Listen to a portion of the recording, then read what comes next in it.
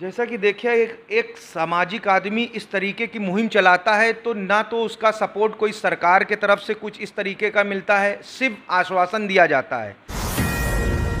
नमस्कार, मैं अशफिकान X24 news Prayagraj से। आज मैं हूं करेली क्षेत्र में। मेरे मेरे साथ बैठे हैं एक समाज सेवी जिनके बारे में अभी रूबरू आपसे करवाएंगे। पिछले कुछ महीनों से एक फर्जी मदरसे को लेकर इन्होंने जो अभियान चलाया था, वो अभियान सिर्फ अभियान ही बनकर रह गया है। उसको जिला मजिस्ट्रेट के यहाँ से भी फर्जी करार दे दिया गया और इन्होंने शिक्षा मंत्री और भी जगह सारी जगह डॉक्यूमेंट दिया जहाँ पर ये चीज़ कंफर्म हो गई कि वो मदरसा फर्जी है। इतना सब होने के बावजूद जब कार्रवाई मदरसे के ऊपर नहीं हुई तो इन्होंने धरना प्रदर्शन किया। धरना प्रदर्शन के बाद ये गिरफ्तार हुए। आइए जानते हैं इनकी ज़ुबानी कि इन्होंने उस मुहिम को किस तरीके से चलाया और क्या क्या चीज़ें उनके साथ हुई, उनसे जानने की कोशिश करते हैं। नमस्कार, आपका नाम? वकार अहमद। आप वकार जी बताएंगे ये जो मदरसा मोइनुद्दीन, जिसका नाम आप हमेशा हर जगह वीडियो में और सोशल मीडिया पर बहुत ही पुरजोर तरीके से चला रहे हैं इस मदरसे को, ये अभियान, तो ये मदरसे में असलियत क्या है? इस मदरसे की क्या असलियत है? जैसा कि हमने इसके बारे में जाना भी कि कार्यालय जिला मजिस्ट्रेट के यहाँ से उसमें ये आख्या भी आ चुकी है जन सूचना अधिकार अधिनियम के तहत कि ये मदरसा संदिग्ध है। उसके बावजूद वो मदरसा चल रहा है। उसके में थोड़ा सा संक्षेप में टिप्पणी दें। देखिए, हम इसको बहुत पहले से जानते थे कि ये फर्जी तरीके से अनुदान लिया गया है। हम 2019 से इनसे सूचना मांग रहे थे, लेकिन ये हमें काल्पनिक बातें करके टालते रहते थे। फिर हमने विभाग से सूचना मांगी तो हमें जो पेपरात मिले उस पर हमने शिकायत की।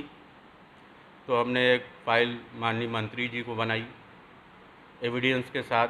उन्होंने देखा और उस पर जो है गंभीरता से जांच करने का आदेश दिया। 15 दिन के अंदर पत्रावली वापस देने की बात कही। सचिव को लिखा उन्होंने, सचिव ने रजिस्ट्रार को लिखा। अब रजिस्ट्रार ने ज़िला को भेज दिया। यहाँ पे 1 महीने से ऊपर हो गया, ये लोग टहला रहे हैं। मतलब कार्रवाई आपके इंड से पूरी हो गई है, लेकिन जहां सचिव के यहां से जो आदेश आया वो सिर्फ आदेश बनकर रह गया, उसके आगे कोई एक्शन नहीं लिया गया। नहीं, अभी एक्शन लेने का समय नहीं है। अभी प्रोग्रेस चल रहा है, उसकी जांच चल रही है कि जो उसमें एविडेंस लगे हैं वो सही हैं, शिकायत करते की बात सही है या गलत, उस चीज़ की जांच चल रही है। तो जिला से मांगा गया है कुछ चीज़ों पे आख्या, वो देने में 1 महीना, 8, 10 दिन, 9 दिन हो गया, अभी तक वो रिपोर्ट नहीं लगा पाए। तो उसमें जो एविडेंस लगे हुए हैं उसकी आख्या मांगी गई है इनसे, और उसको ये बता दें कि सही है। अगर वो जो उसमें साक्ष्य लगे हैं अगर वो सही है तो मदरसे का अनुदान निरस्त कर दें। जैसा कि आपने बताया कि इसमें आख्या मांगी गई है, तो आप किस बिहाफ पे कर रहे हैं? आपके पास कोई ऐसे दस्तावेज हैं जिससे ये साबित होता है कि वो मदरसा फर्जी चल रहा है और अभी तक चल रहा है? हाँ, दस्तावेज जो लगे हैं उसमें वो ग्रांट पे लेते समय जब रजिस्ट्रार के यहाँ 3 सदस्यीय कमेटी बनी, उसमें स्पष्ट हो गया कि ये फर्जी मदरसा है, ये प्रमाण पत्र ही फर्जी है। तभी हमारे पास सबूत है। और ये देखिए, हम आपको दिखाते हैं, ये इनका प्रमाण पत्र। जरा रोशनी डालेंगे कैमरामैन हमारे, रोशनी डालें इस पे।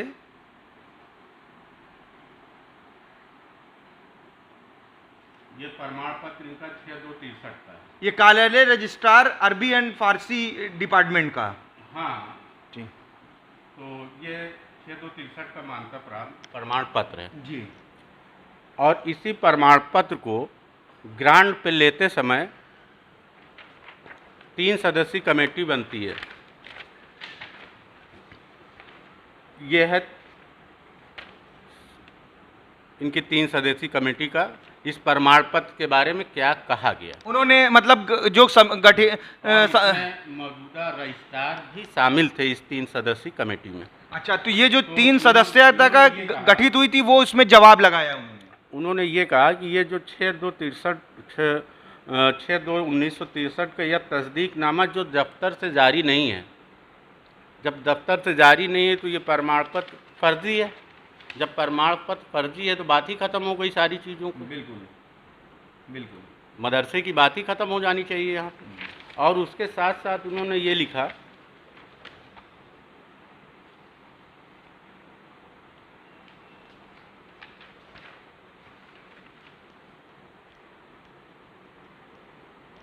इस सोसाइटी से इस मदरसे को संचालित करना पूर्ण संदिग्ध है।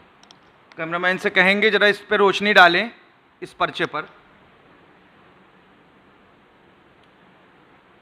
अब इसके बावजूद भी शासन ने कैसे इसको अनुदान दे दिया, बात इसकी है।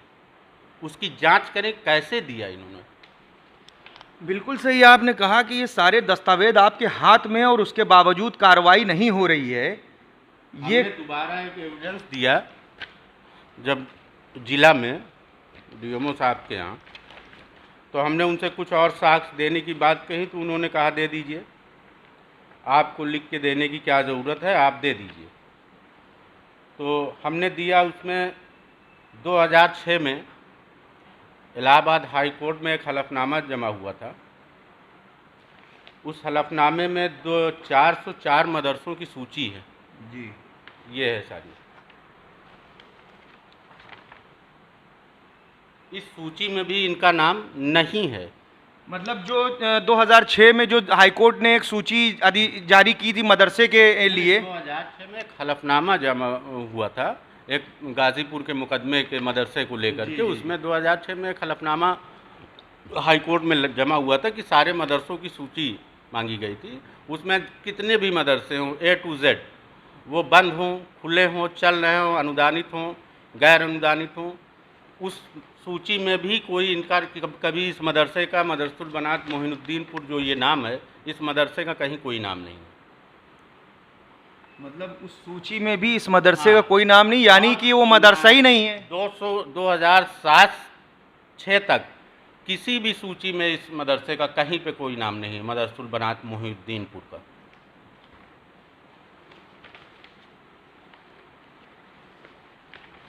और इनके सोसाइटी मदरसा आप बताते हो कि मेरा 6/2/63 का है। आपका सोसाइटी का रजिस्ट्रेशन हम आपको दिखाते हैं 1975 का है, 1975 का। और आप क्या और सोसाइटी एक 1860 में बनी है कि बगैर सोसाइटी की कोई भी मदरसा नहीं है। हाँ, कोई भी संस्था बगैर सोसाइटी के नहीं चलेगी। और आप कैसे चला रहे थे 75 में? आप 63 की मदरसा बना रहे हो मानता प्राप्त, और सोसाइटी 75 में ले रहे हो। और उसके साथ आप जो है आपके बाइलाज में भी, सोसाइटी के बाइलाज में भी कहीं पे मदरसुल बनात मोहिनुद्दीन का जिक्र नहीं है। सारे प्रूफ में बाइलाज हैं। हम देख रहे हैं कि सारे दस्तावेज हैं, और सारे दस्तावेज होने के बावजूद, और दस्तावेज कोई इनके बनाए हुए नहीं है, सब गवर्नमेंट के तरफ से दिए गए हैं। और आप ये समझ लें कि आज के दौर में सच के लिए आवाज़ उठाने के लिए, अगर आदमी सच्चाई के लिए आवाज़ उठाता है तो उसको पुलिस पकड़ करके थाने ले जाती है, उस पर कार्रवाई करती है, जैसा कि इनके साथ किया गया। अभी कुछ दिन पहले इन्होंने जब इस मदरसे को लेकर कार्रवाई नहीं हो रही थी तो उन्होंने एक धरना प्रदर्शन सुभाष चौराहे पे किया। उस सुभाष चौराहे पे धरना प्रदर्शन इन्होंने कोई पर्सनल अपने लिए नहीं किया, उस मदरसे के लिए किया जो सरकार से अनुदान ले रहा था, सरकार से अनुदान प्राप्त कर रहा था। और जब उन्होंने धरना प्रदर्शन शुरू किया तो पुलिस उनको तत्काल उठा के लेके गई।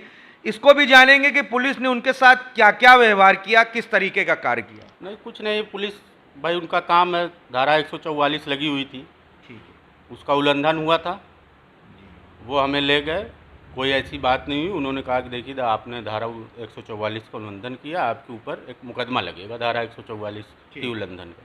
बस बाकी उन्होंने कोई मतलब वो धारा 144 के उल्लंघन का ही आपके ऊपर वो किया और करने के बाद वो मुकदमा लगा के आपको छोड़ दिया गया। लेकिन आपको ये आश्वासन कहीं से मिला कि जो प्रदर्शन आपने किया जिस मदरसे को लेकर, क्या उसके प्रशासन से, पुलिस डिपार्टमेंट से, अधिकारियों से आपको कोई ऐसा आश्वासन दिया गया? नहीं, LIU के लोग आए थे, रात से ही हमारे पास फ़ोन कर रहे थे, प्रदर्शन के एक दिन पहले से ही, कि आप क्या करने जा रहे हैं, क्या मामला है, किस मदरसे की बात है, कहाँ है मदरसा, प्रबंधक कौन है। तो वो रात से ही पूछताछ हमसे कर रहे थे और करीब 6-7 लोगों ने पूछताछ की। इंटेलिजेंट वाले भी आए थे, उनका इंस्पेक्टर भी आया था जब हम थाने में थे। वो पेपर ले गए हैं सारा हमसे, और मदरसे के प्रबंधक का नाम, पूर्व प्रबंधक का नाम। तो आपको क्या लगता है, ऐसी कोई उम्मीद है कि अब इस पे कोई कार्रवाई, कठोर कार्रवाई होगी? हाँ, हमको उम्मीद है, सरकार पे उम्मीद है कि इसको जल्द से जल्द इसकी मान्यता निरस्त करके प्रयागराज के जनता को आश्वासन दिलाया जाएगा, उनको खुश रखा जाएगा। जैसा कि देखिए, एक सामाजिक आदमी इस तरीके की मुहिम चलाता है तो ना तो उसका सपोर्ट कोई सरकार के तरफ से कुछ इस तरीके का मिलता है, सिर्फ आश्वासन दिया जाता है। अभी इनके बताने के मुताबिक इनके प्रदर्शन के बाद से LIU इंटेलिजेंस के सारे अधिकारियों ने पेपर लिया और उस पर कार्रवाई करने का आश्वासन दिया। हम उम्मीद यही करते हैं कि आगे भी इसमें जो कार्रवाई होगी वो कठोर कार्रवाई होगी। इसी के साथ हम विदा करते हैं। कैमरामैन शाकिर के साथ अशफी खान, X24 न्यूज़, प्रयागराज।